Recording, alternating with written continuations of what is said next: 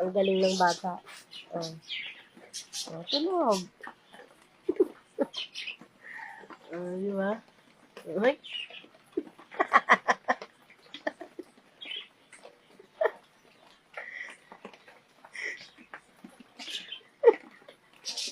Good morning, sis. Nagising kasi yan, maaga na natulog. Nagising lang yan, alam niyo kung bakit. Maingay kasi yung papa niya.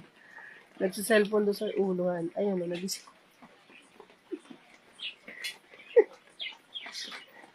Ano itong batang to? Pinapakain ko yung tulog. Subukan natin, guys.